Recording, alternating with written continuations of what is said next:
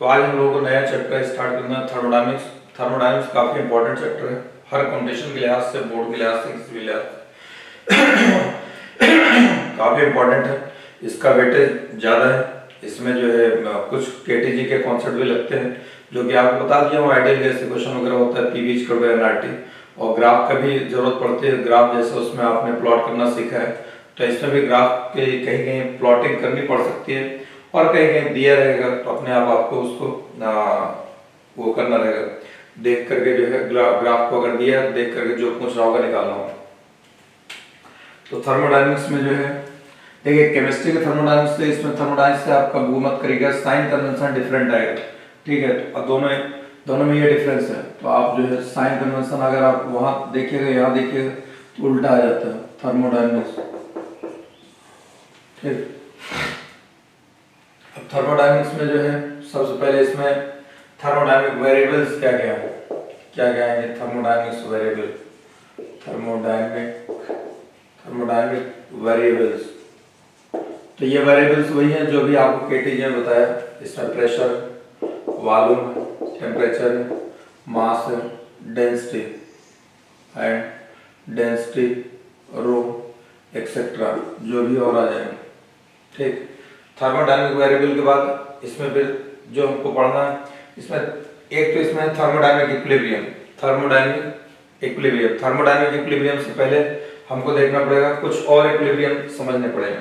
Thermal equilibrium क्या होता है, मैकेनिकल इक्विलिब्रियम क्या होता है, केमिकल इक्विलिब्रियम क्या होता है। थर्मोडायनेमिक इक्विलिब्रियम से पहले सबसे पहले थर्मल इक्विलिब्रियम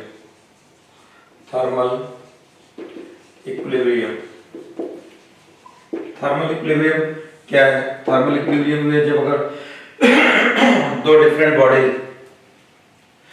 या दो से ज्यादा डिफरेंट बॉडीज अगर सेम टेम्परेचर पे आ जाए, उनका टेम्परेचर बराबर हो जाए, तो वो थर्मल इक्विलिब्रियम में जाएंगे। जब दो या दो से ज्यादा बॉडीज के टेम्परेचर आपस में बराबर हो जाए, तो क्या कहा जाएगा, वो बॉडीज थर्मल इक्विलिब्रियम में।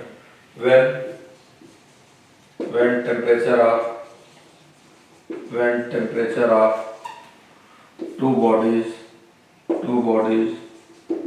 becomes equal, then they are in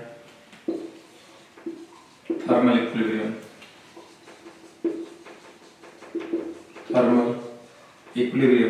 They are, when temperature of two bodies becomes equal, then they are in thermal equilibrium, ठीक है। एक बॉडी को ये इसका भी टेम्परेचर हो जाए, दूसरी बॉडी ये बी है, ये बी, इसका भी टेम्परेचर ये हो जाए, ये ए, ये बी, दोनों का टेम्परेचर बराबर हो जाएंगे, तो क्या कहलाएंगे, थर्मली इक्विलिब्रियम में हो जाएंगे।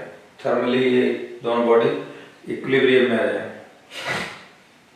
थर्मल इक्विलिब्रियम के बाद इसमें एक इक्विलिब्रियम आता है जिसको बोलते हैं mechanical equilibrium. Mechanical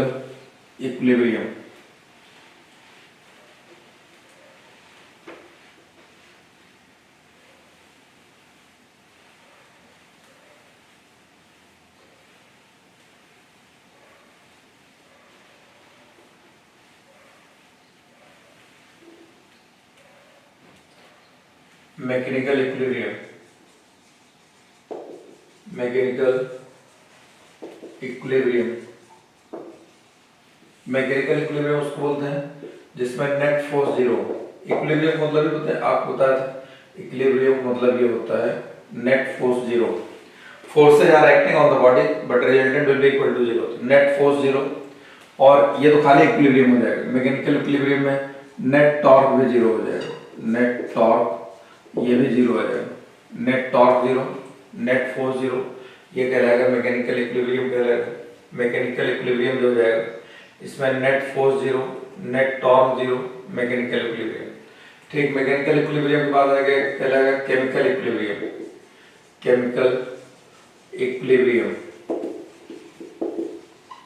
chemical equilibrium उसको बोलते हैं when rate of forward reaction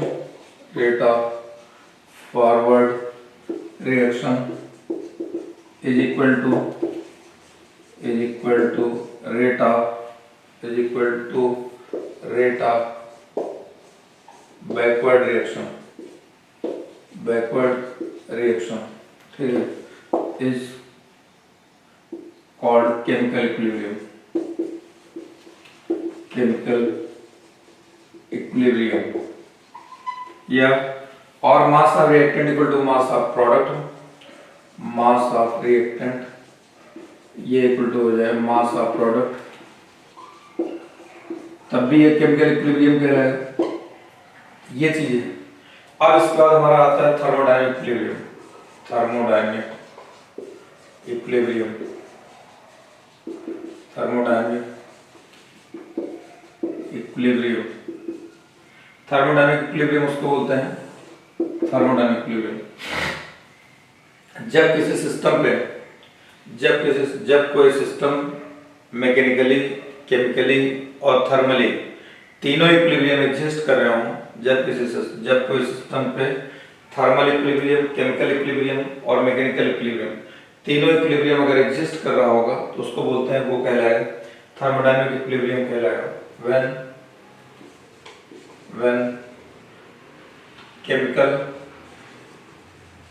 when chemical, thermal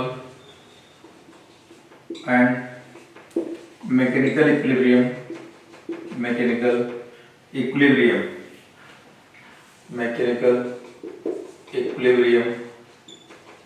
exists on the system, then the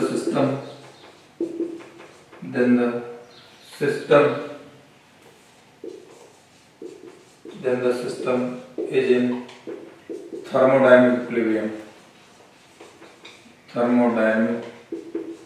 equilibrium। इसको बोलते हैं थर्मोडायनामिक इक्विलिब्रियम में आ गया। किस में आ गया? Thermodynamic equilibrium. तो अगर कोई सिस्टम पे साइमल्टेनियसली केमिकल, मैकेनिकल और थर्मल तीनों इक्विलिब्रियम एक साथ एग्जिस्ट कर रहा हो, यानी वो सिस्टम इन तीनों इक्विलिब्रियम में हो, तो उस सिस्टम को बोला जाएगा कि वो थर्मोडायनामिक इक्विलिब्रियम में है। तो मैंने आपको इसमें बता दिया थर्मल इक्विलिब्रियम मेन वही है, इसमें समझना जब दो बॉडीज का टेम्परेचर बराबर हो जाए थर्मल इक्विलिब्रियम में आ जाएंगे। थर्मोडायनामिक में तीनों इक्विलिब्रियम एग्जिस्ट करना चाहिए। मैकेनिकल इक्विलिब्रियम मैकेनिक्स में खूब अच्छा सिखाया गया है, न्यूटन लॉ ऑफ मोशन में ये मैकेनिकल इक्विलिब्रियम, और रोटेशन में भी। केमिकल इक्विलिब्रियम आपने केमिस्ट्री में पढ़ रखा होगा। तो अगर ये तीनों एग्जिस्ट करते हैं, ये क्या कहलाएगा? कौन सा इक्विलिब्रियम? Thermodynamic equilibrium. अब इसके बाद इसमें एक टर्म आता है जिसको हम बोलते हैं zeroth law of thermodynamics, zeroth law of thermodynamics.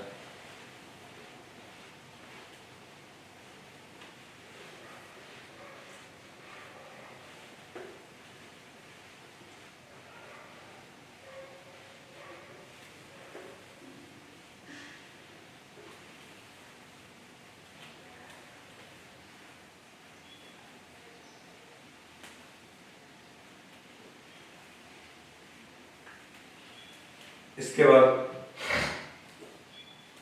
क्या रहेगा? Zeroth law of thermodynamics, zeroth law of thermodynamics,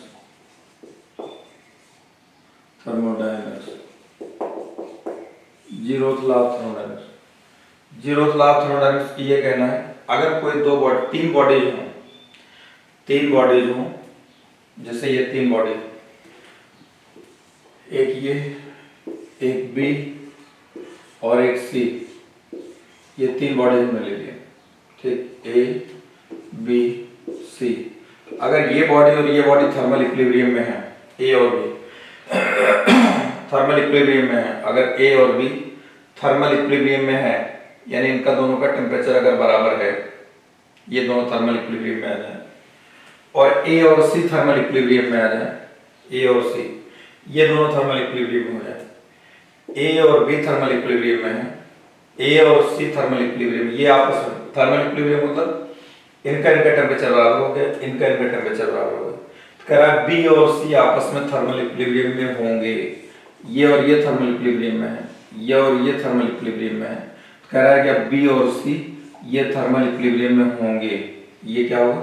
ये और ये थर्मल इक्विलिब्रियम में अगर आ जाए, ये इसके साथ थर्मल इक्विलिब्रियम में आ जाए, ये और ये थर्मल इक्विलिब्रियम में अपने आप हो जाएंगे। ठीक, ये थर्मल इक्विलिब्रियम। लेकिन अगर तीन दोस्त हों, तीन फ्रेंड हों, A B C, A B का फ्रेंड है, ठीक, ए सी का फ्रेंड है, ये और ये फ्रेंड है, ये और ये फ्रेंड है, यहाँ जरूरी नहीं है ये और ये फ्रेंड हो, ऐसा इन जनरल हो नहीं पाता, हो ही सकता है लेकिन जरूरी नहीं हो। लेकिन थर्मल इक्विलिब्रियम में कह रहा है कि ये होंगे। ठीक है, तो इसका ये कहना है कि व्हेन यहाँ पर there are three bodies, there are three bodies, if bodies A and B in thermal equilibrium,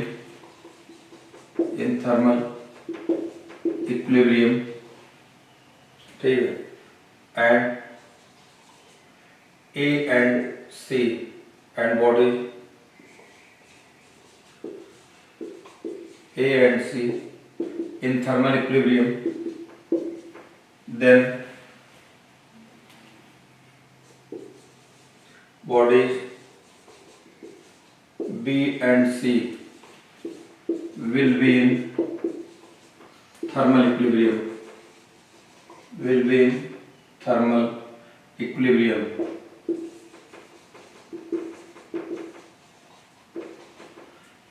ए और बी अगर थर्मल इक्विलिब्रियम में है, ए और सी थर्मल इक्विलिब्रियम में है, तो बी और सी थर्मल इक्विलिब्रियम में होंगे। There are three bodies. If bodies A and B in thermal equilibrium and bodies A and C in thermal equilibrium, then bodies B and C will be in thermal equilibrium. ये zeroth law of thermodynamics का कहना है। अब उसके बाद हम लोग आते हैं, अब इसमें कुछ टर्म्स हैं, चलना हमको आगे फर्स्ट लॉ ऑफ थर्मोडायनामिक्स की तरफ। पहले कुछ चीजें सीख लेते हैं, यहाँ पर देखते हैं। सबसे पहले जैसे फर्स्ट लॉ ऑफ थर्मोडायनामिक्स में तीन टर्म की जरूरत पड़ेगी, हीट की, वर्क डन की और इंटरनल एनर्जी की। तो तीनों पहले यहाँ देख लें, फिर उसके बाद आपको बताते हैं उधर।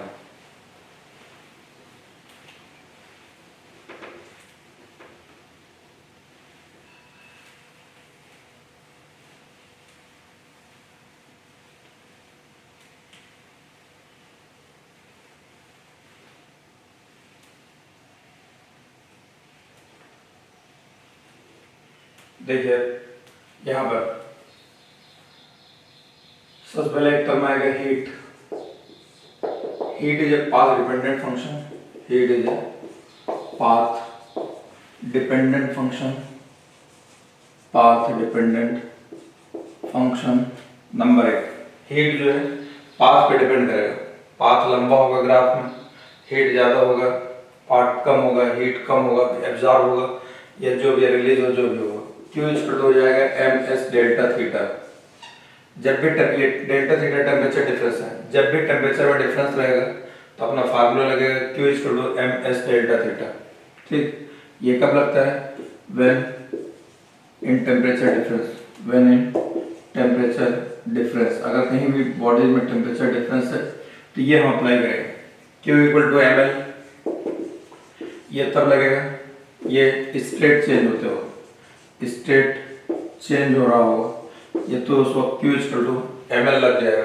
ठीक, जहाँ एल लेटेंट हीट है, एम मास है, q equal to n c p delta t, n c p delta theta लिख दीजिए, यहाँ डेल्टा थीटा लिखे हैं, या डेल्टा टी भी लिखते हैं। ये तब लगेगा जब हीट एट कांस्टेंट प्रेशर पे देना होगा, एट कांस्टेंट प्रेशर पे अगर हीट देना होगा तब लगेगा q equal to n c v delta theta. ये तब लगेगा एट कांस्टेंट वॉल्यूम पे, ये इतना लगेगा q equal to n c v delta theta. C p specific at constant pressure, c v specific at constant volume, ये आ जाएगा q equal to n c v delta theta. ठीक, अब उसके बाद जो है, अब देखिए अगर हीट ये पॉजिटिव कब होगी, जब हीट क्यू पॉजिटिव कब होगा, जब हीट क्या होगा, हीट एब्जॉर्ब होगा, टेम्परेचर बढ़ेगा तो delta theta final minus initial, final ज्यादा है, इनिशियल कम, पॉजिटिव निकल के आएगा। अगर हीट ये निगेटिव कब होगी, जब यहाँ पे क्या होगा, हीट जो है इस जगह पे यहाँ पर ये हीट है, हीट रिलीज हो रही है, निकलेगी बाहर तो क्या आएगा, निगेटिव आएगा। हीट एब्जॉर्ब होगा तो पॉजिटिव, हीट रिलीज होगी तो निगेटिव, हीट रिलीज होगी तो निगेटिव, रिलीज होगी टेम्परेचर गिर रहा होगा तो डेल्टा थीटा जब भी निकालेंगे तो फाइनल कम हो रहा है, इनिशियल ज्यादा था, अपने आप निगेटिव में आ जाए। ये आपको हीट के बारे में बता दिए। हीट के बाद जो है नेक्स्ट टर्म आएगा वर्क डन। नेक्स्ट टर्म क्या है, वर्क डन।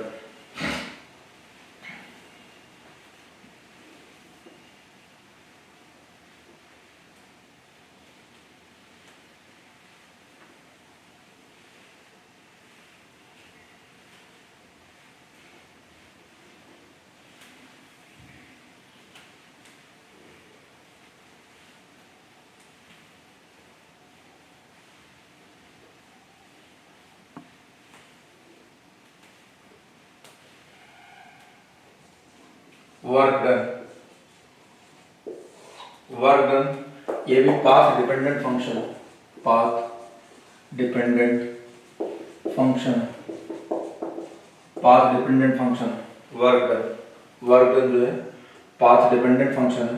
पूरे हीट में अगर आपको कहीं भी वर्क निकालना हो तो integral p dv, integral p dv V1 से V2 इस तरीके से वर्क निकालिए। देखिए वर्क का बेसिकली फार्मूला हम लोग जानते हैं, W बराबर F into D S, F delta x, ये हम लोग बस यही जानते हैं, फोर्स इंटू डिस्प्लेसमेंट, क्योंकि जो बेसिक फार्मूले जानते हैं इससे सारे फार्मूले निकाले गए हैं।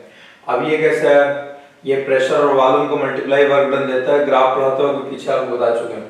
तो देखिए P बराबर क्या होता है, F अपान एरिया होता है, F इक्वल टू कितना हो जाएगा, P इंटू एरिया, तो W इक्वल टू कितना हो जाएगा, P into area into dx, A into dx, ये P प्रेशर हो गया। अब ये dW लगा हुआ है, जब यहाँ D लगा रहेगा इधर भी D ही आएगा, तो अब यहाँ पर A इंटू dx ये एरिया हो गया इंटू लेंथ, ये किसके बराबर हो जाएगा, वॉल्यूम के बराबर हो जाएगा, ये dV, तो dW ये इतना आ जाएगा dW। अब देखिए प्रेशर हो गया, वॉल्यूम हो गया, अब इसको हमें ये स्मॉल है इंटीग्रेट कर दिए P dV, तो V1 से V2, तो अगर प्रेशर और वॉल्यूम को मल्टीप्लाई वर्क डन बराबर कैसे आया आपको बता दिए। ठीक, अब आप करना W जो है, W ये पॉजिटिव होगा, वर्क डन पॉजिटिव। जब वॉल्यूम इंक्रीज हो रहा हो, वॉल्यूम इंक्रीज अगर हो रहा होगा तो वर्क डन पॉजिटिव आएगा। W इक्वल टू निगेटिव जब वॉल्यूम डिक्रीज हो रहा होगा, और area under PV curve, area under PV curve gives work done, gives work done. Area under PV curve, area under PV curve gives work done, ये work done देगा। जब भी कभी आप एरिया निकलिए इसको दूसरी लाइन में लिख के देते हैं, ग्राफ के साथ बताते हैं आपको, तो ये आपको कहीं भी अगर वर्क डन कैलकुलेट करना होगा तो मैथमेटिकली निकालेंगे तो इंटीग्रल पी डीवी, और अगर ऐसे प्रेशर और एरिया, प्रेशर और वॉल्यूम का मल्टीप्लाई वर्क डन देगा। तो ग्राफ अगर प्रेशर और वॉल्यूम पे होगा, प्रेशर और वॉल्यूम में अगर ग्राफ हो, प्रेशर और वॉल्यूम में, तो उसका एरिया निकाल दो, तो वही दो चीज मल्टीप्लाई होगी, अपने आप वर्क डन में आ जाएगा।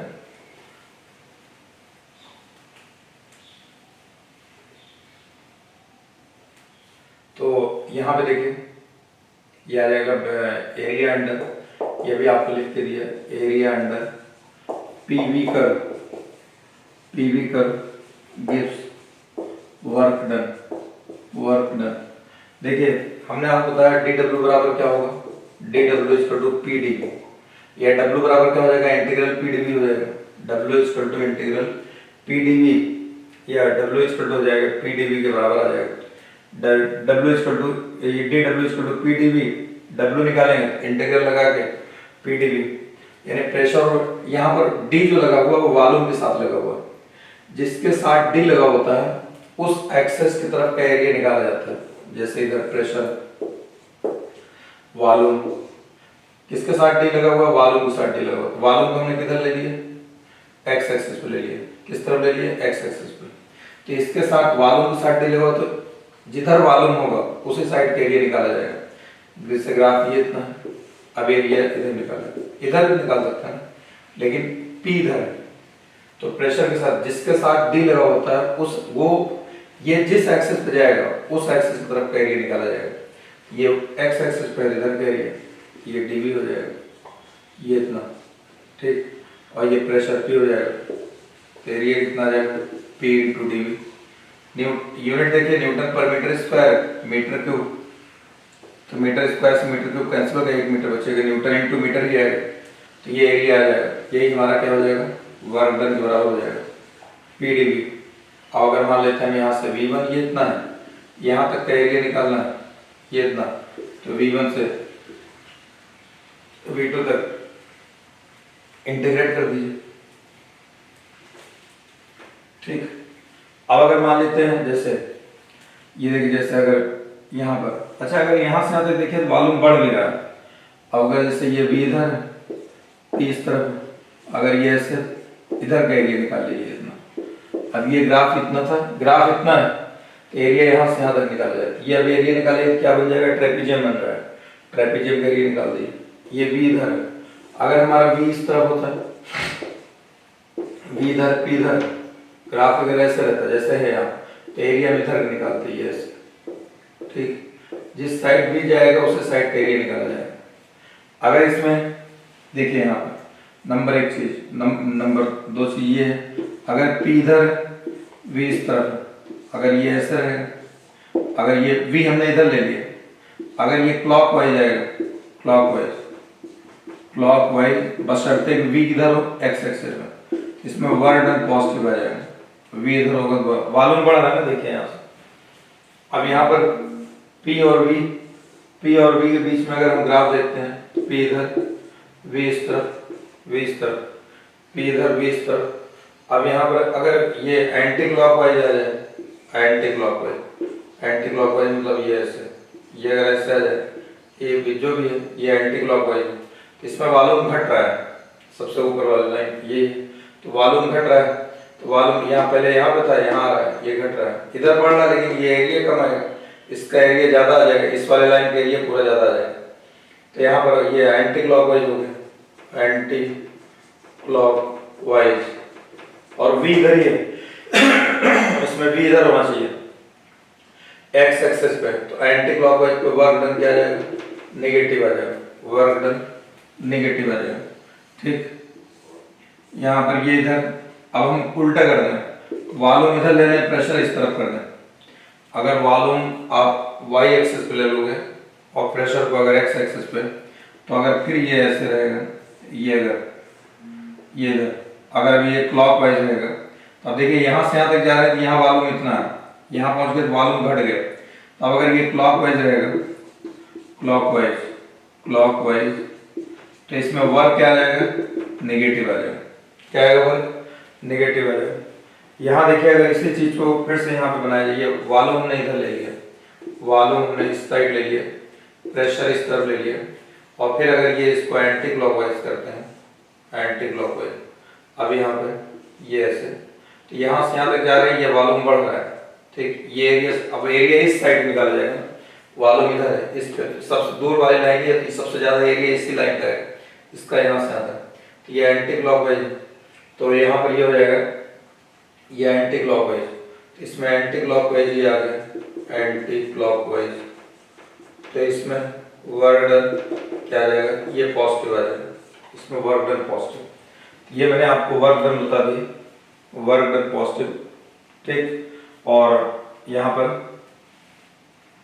तो वर्क पाथ डिपेंडेंट फंक्शन है, अब पाथ जैसे जैसे आएगा मैंने आपको बता दी, वॉल्यूम अगर इंक्रीज हो रहा है, सीधा साधा लॉजिक है, वॉल्यूम बढ़ रहा होगा तो वर्क डन पॉजिटिव आएगा, वॉल्यूम घट रहा होगा तो वर्क डन नेगेटिव आ जाएगा, और इसका मैथमेटिकल फार्मूला मैंने आपको बता दिया, integral p dv, integral p dv जो है ये क्या कहलाएगा, इंटीग्रल पी डीवी, ये मैथमेटिकल V1 से V2 तक इंटीग्रेट कर दिया, यह एरिया अंडर पीवी कर्व निकालिए, एरिया अंडर पीवी कर्व, ये आपको बता दिया, सेकंड टर्म वर्क बता दिया। वर्क के बाद हम लोग जो है नेक्स्ट टर्म देखते हैं,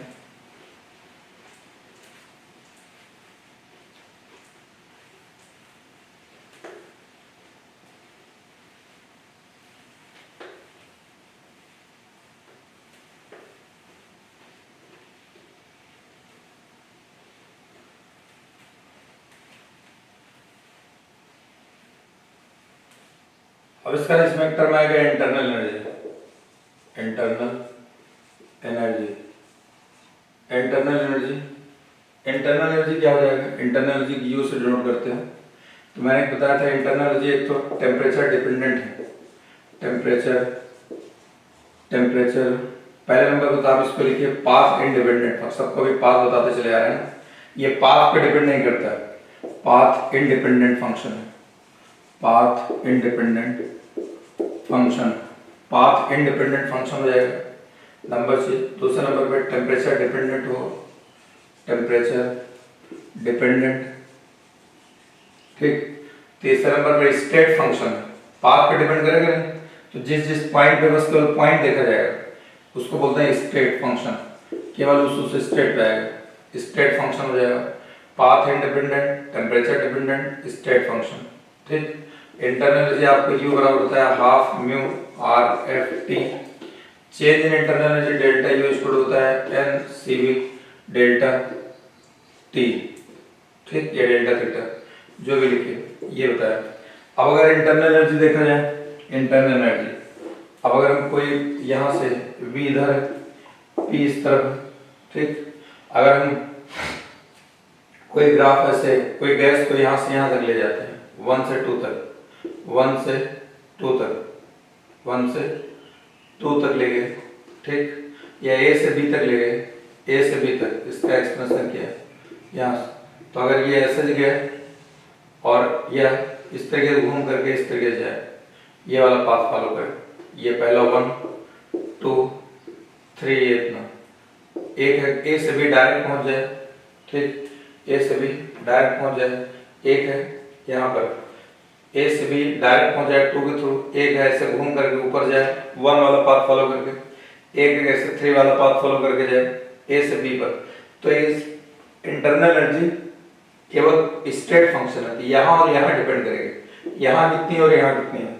आप चाहे ऐसे जाइए, चाहे ऐसे जाइए, चाहे ऐसे जाइए, पाथ इंडिपेंडेंट है, पाथ पे डिपेंड नहीं करता। तो आप इसको लिखेंगे चाहे U A 1 B बराबर U A 2 B, ये इक्वल हो जाएगा U A 3 B, ये सब बराबर होगा, कितना हो जाएगा U B minus U A, ये इतना बराबर निकल करके आ जाएगा। तो प्रेशर और इंटरनल एनर्जी आ गया। तो इंटरनल एनर्जी आपको बता दिया, पाथ इंडिपेंडेंट है, टेम्परेचर डिपेंडेंट है। देखिए टेम्परेचर पे डिपेंड कर रहा है TR, ठीक।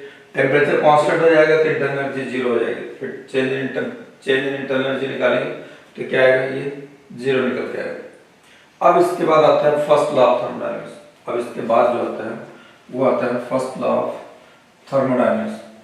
इन्हीं 3 चीजों की जरूरत पड़ेगी फर्स्ट लॉ ऑफ थर्मोडायनेमिक्स में, हीट की, वर्क की और इंटरनल एनर्जी। इन्हीं 3 पर बेस्ड है first law of thermodynamics.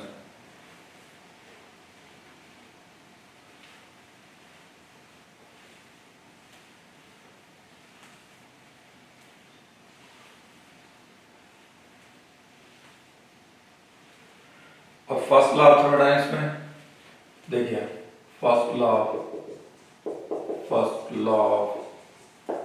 Thermodynamics, first law of thermodynamics, first law of thermodynamics based on conservation of energy, conservation of energy, based on conservation of energy, इस पर based है, energy conserve रहेगा, ठीक। इसका ये कहना है ना तो एनर्जी को क्रिएट किया जा सकता है ना एनर्जी को डिस्ट्रॉय किया जा सकता है। एनर्जी पूरे यूनिवर्स की कंजर्व है, न एनर्जी को क्रिएट कर सकते हैं न एनर्जी को आप डिस्ट्रॉय कर सकते हैं, नष्ट नहीं कर सकते आप उसको, ठीक है। एनर्जी एक फॉर्म से दूसरे फॉर्म में केवल ट्रांसफर होती रहती है। तो इनका ये कहना है energy neither can created nor can destroy but can transfer one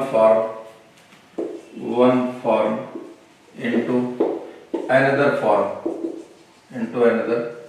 form ये इसका कहना है, energy neither can created nor can destroy but can transfer one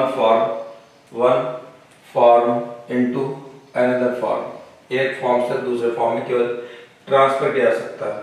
तो यह फर्स्ट लॉ ऑफ थर्मोडायनेमिक्स कहना है। जैसे मान लिया हमने कोई सिस्टम लिया, ये इस तरीके से, ठीक, ये बाउंड्री रिजिड बाउंड्री, ये कैसे बाउंड्री, रिजिड बाउंड्री, इसके अंदर गैस भर दिए, इसके अंदर गैस भर दी, ठीक, यहाँ से हीट अगर दी जाए, ये अगर हीट देंगे, अगर यहाँ से डेल्टा क्यू हीट अगर हमने सप्लाई किया तो डेल्टा क्यू हीट आएगी इसके अंदर, इसका टेम्परेचर बढ़ेगा, गैस का टेम्परेचर बढ़ेगा। तो मैंने आपको क्या बताया कि temperature internal energy temperature dependent है, तो इसकी इंटरनल एनर्जी बढ़ जाएगी क्योंकि टेम्परेचर बढ़ रहा है, हीट देंगे इसका टेम्परेचर बढ़ेगा तो यानी इंटरनल एनर्जी बढ़ जाएगी। और ये रिजिड बाउंड्री है तो डिस्प्लेस नहीं हो रहा है।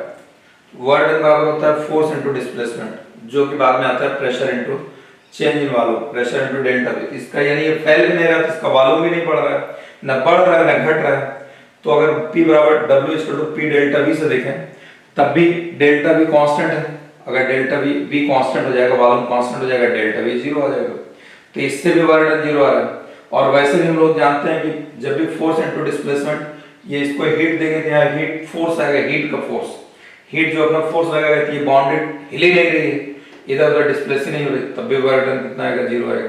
तो यानी ये सारी की सारी जो हीट दी जाएगी, ये हीट किसमें खर्च हो जाएगी, ये इसका टेम्परेचर बढ़ाने में, यानी टेम्परेचर बढ़ाने मतलब किसमें चले जाएगी, ये इसके इंटरनल एनर्जी बढ़ाने में खर्च हो जाएगी। अब अगर मान लेते हैं हम ऐसा कोई सिस्टम लेते हैं, मूवेबल सिस्टम लेते हैं, यहाँ पर ये मूवेबल सिस्टम ले लिया जाए, इस जगह यहाँ पर देखिए ऐसा अगर ले लिया जाए, ये पिस्टन लगा दिए, ये मूव करे, इसके अंदर गैस भरी हुई है, इसके अंदर गैस हमने ये भर रखा है, यहाँ पर ये गैस भर दी है। अब अगर हम इसको यहाँ से हीट दें इस जगह डेल्टा की, ये सारी की सारी हीट इसी पे जाए और इधर उधर ना जाए, एटमॉस्फेयर में ना जाए। तो अगर ये हमारा डिस्प्लेस हो जाता है, जैसे हीट देंगे, जैसे हीट दोगे तो क्या होगा, इसका टेम्परेचर बढ़ेगा, मॉलिक्यूल का टेम्परेचर बढ़ने मतलब उसकी काइनेटिक एनर्जी बढ़ेगी, E इक्वल टू 3/2 kT से, E इक्वल टू 3/2 kT से टेम्परेचर बढ़ाओगे तो काइनेटिक एनर्जी बढ़ जाएगी।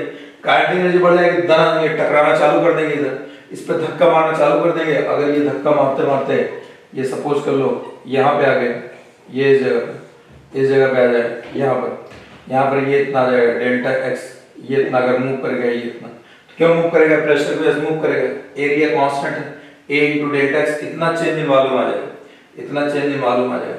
यानी जो हीट दी जाएगी, यहाँ पर जो हीट देंगे वो किस फॉर्म में यूटिलाइज होगी, पहले टेम्परेचर बढ़ाएगा यानी इसका इंटरनल एनर्जी बढ़ जाएगा, फिर दूसरे नंबर पर क्या काम करेगा, इसका पूरा वॉल्यूम बढ़ा देगा, यानी फिर पहले वॉल्यूम इतना था, अब वॉल्यूम पूरा इतना हो जाएगा, चेंज इन वॉल्यूम ये इतना हो जाएगा, यानी वॉल्यूम बढ़ गया, इसका मतलब क्या होगा, वर्क डन हो गया।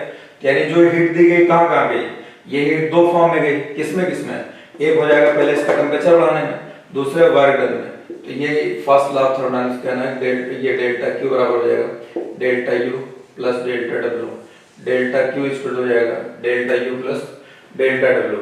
फर्स्ट लॉ ऑफ थर्मोडायनामिक्स, जो भी heat given to the system is utilised in two ways, first in increase temperature of the gas, या सेकंड इन वर्क डन। तो डेल्टा क्यू इक्वल हो जाएगा डेल्टा यू प्लस डेल्टा डब्ल्यू, यानी total heat जो हमने दिया वो गैस का टेम्परेचर बढ़ाने में और वर्क डन करने में खर्च हो गई, बाकी इधर उधर नहीं गई। तो एनर्जी क्या हो गई, कंजर्व हो गई। कैसे, हमने डेल्टा क्यू एनर्जी दिया, ये डेल्टा क्यू एक फॉर्म से दूसरे फॉर्म में ट्रांसफर होना है। तो पहले नंबर पर किस में ट्रांसफर हुई, इसका टेम्परेचर बढ़ाने में, दूसरे नंबर पर किस में ट्रांसफर हुई, वर्क डन बढ़ाने में, बाकी हीट इधर उधर नहीं गई। काफी इंपॉर्टेंट फार्मूला है, इसको हम अप्लाई करेंगे, अब इसे भी पूरा चैप्टर बेस्ड है आगे। लेकिन इस फार्मूले को जब भी लगाएंगे एक चीज का हमेशा ख्याल रखिएगा कि यूनिट एक ही होनी चाहिए। डेल्टा क्यू अगर जूल में है, ये भी जूल में, ये भी जूल में, अगर ये कैलोरी में है तो ये भी कैलोरी में, ये भी कैलोरी में। यहाँ एक गलती होने के ये चांसेस बहुत ज्यादा रहते हैं, क्योंकि कभी कभी जैसे मान लीजिए बुलेट निकली कहीं से और जाकर के वो कहीं कांच पे, विंडो के कांच पे, ग्लास पे टकराई, तो वो energy half m v square आप लिखेंगे, लेकिन वो जूल में रहता है। और कांच पिघल गए तो कैलोरी में एमएस डेल्टा थीटा लगाते हैं, वो कैलोरी में आ जाता है। तो वहां हम लोग भूल जाते हैं चेंज करना, डायरेक्ट रख देते हैं, आंसर आ जाता है। और इसकी help to 1 calorie equal to 4.2 joule, इसकी जरूरत पड़ेगी यहाँ पर, इसकी जरूरत इस जगह पर पड़ेगी। ये मैंने आपको जो है फर्स्ट लॉ थर्मोडायनेमिक्स बता दिया। अब फर्स्ट लॉ थर्मोडायनेमिक्स का एप्लीकेशन है, फर्स्ट लॉ थर्मोडायनेमिक्स का अब आगे जो है इसका एप्लीकेशन आएगा, तो वो एप्लीकेशन हम लोग नेक्स्ट क्लास में देखेंगे। आज इतना है।